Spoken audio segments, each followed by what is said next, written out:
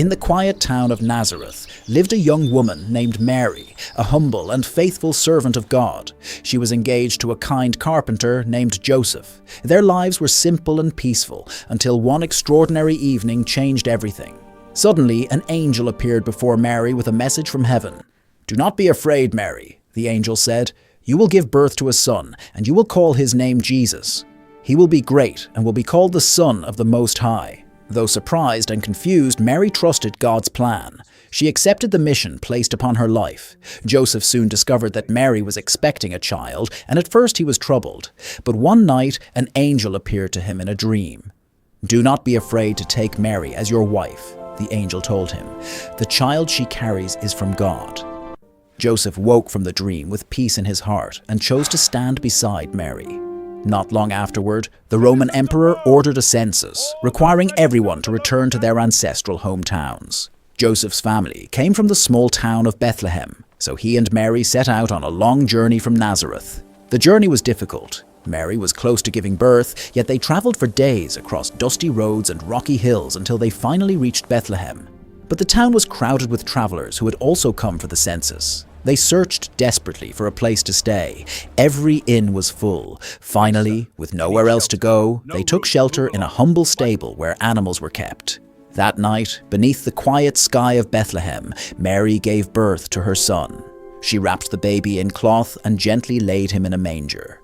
The Savior of the world had entered history, not in a palace, but in the simplest of places.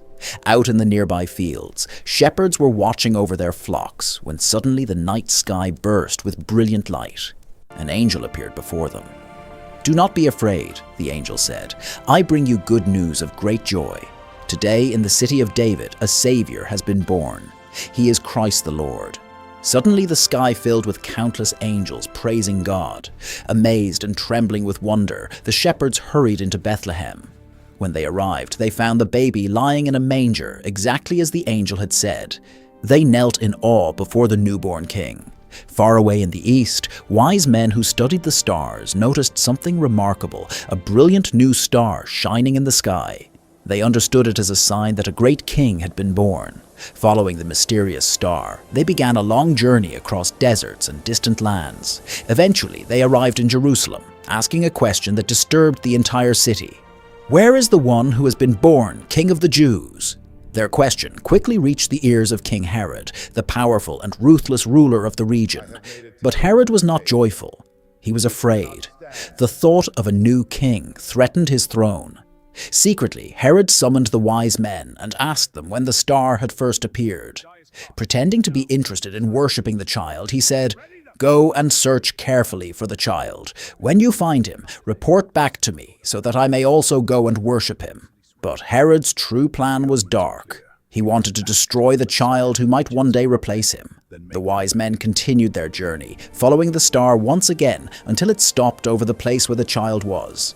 When they entered and saw Jesus with his mother Mary, they were filled with awe. They knelt down and worshipped him. Then they opened their treasures and presented 3 gifts. Gold, a gift fit for a king. Frankincense, a sacred incense used in worship. And myrrh, a precious perfume often used for burial. That night, God warned the wise men in a dream not to return to King Herod, so they departed quietly by another route. Meanwhile, Herod soon realized that the wise men had not returned. Filled with rage and fear, he ordered a terrible act, commanding that all young boys in Bethlehem be killed in an attempt to eliminate the child he feared. But God had already warned Joseph in a dream. Joseph quickly took Mary and the baby Jesus and fled into Egypt, escaping Herod's deadly plan. And so, the child born in a humble manger was protected. A child who would grow to bring light, hope, and salvation to the world. A child whose birth had shaken kings, guided stars, and filled heaven with praise. And from that night forward, the story of Jesus would change the world forever.